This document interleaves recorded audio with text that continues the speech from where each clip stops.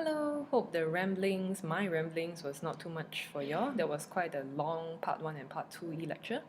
Okay, now it's time for a recap. What did we learn about today? We learned about the 3 approaches to display your department store in-house visual merchandising, your centralized visual merchandising used by mainly chain stores, and your freelance arrangements, predominantly used by one-off boutiques, but nowadays also adopted by department stores and chain stores. We also talked about what is a presentation guide or a retail playbook, what is inside a presentation guide or retail playbook, such as your type of fixture, how many SKUs to display, how to fold the various merchandise, and also might include your checklist as well as your graphic representation of each item and the props or signages that are used in the display. Also, the considerations for a retail visual merchandising budget, okay? What you should spend your money on. How do you decide? You have to choose between bespoke manufactured props or salvage props. What is the balance you want to strike between being inspirational or aspirational versus being economical, affordable, and accessible? And when you are deciding on what type of fixtures or lightings or floorings, think about what is the cost per wear, as in how long do you think it's going to last, and how often are you going to fix it? Is there a high running cost, especially for things like lighting, for things like flooring?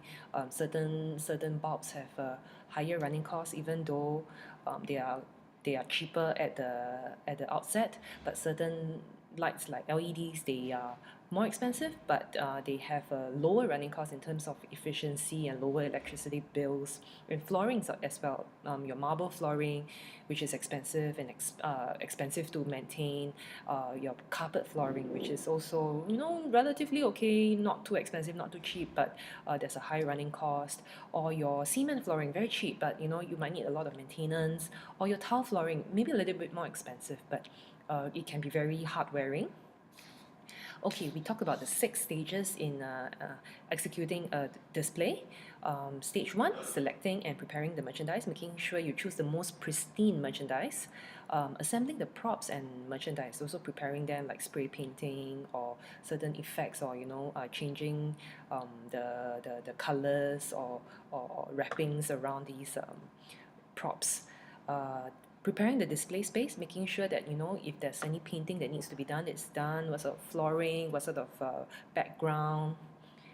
Selecting the mannequins and forms, think about your merchandise, what sort of pose, what sort of mannequins is the most appropriate for your merchandise, and also preparing the lighting before you go into the space, to make sure that you have the correct lighting temperature, the correct number of bulbs, the correct lighting for your bulbs.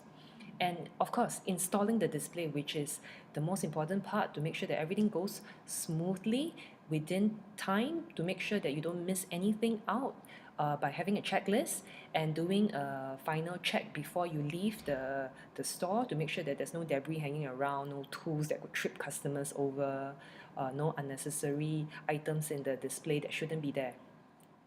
Okay, so that wraps up lecture 8. Some announcements that I need to make, which is your NSEM test happening on 6th of February. I think this is about the 4th time I'm announcing this. 9:30 to 10:30 a.m. It is a 1-hour paper. Reading time would start at 9:20 a.m. Okay, and we have 2 engine LTs, LT28 and LT29. 2R01 and 2R02, you go to LT28. And 2R03, 2R04, you go to LT29. Okay? And another announcement is that next week is your off-campus learning week. Just a little reminder that you are to choose your retailer to do your fieldwork in order to write your individual journal, which is due the following week, if I'm not wrong. And then week 9, our next lecture, lecture 9, our next lecture will also be an e-lecture as indicated in your ACAD calendar in the student kit. So please do not attend the lecture in the LT. It will again be posted on Olive. Okay, yes, our next announcement is that you have to submit your individual journal 25th of January. Okay, it's a Wednesday 12 noon deadline. Please make sure that your off-campus learning week, you do your fieldwork and prepare it as much as possible. Do not do it last minute. You will not have enough time in that week of submission. And then on the 10th of February, this Friday, 12 noon, we have two deadlines. One is for your final self and peer evaluation. Okay, you need to make sure you submit this. If not, you'll be penalized in your project grade. And then you need to submit your subject feedback survey that is already in Olive. Okay, so I will see you guys again for the e-lecture next week. Next week after OCL. Enjoy your OCL.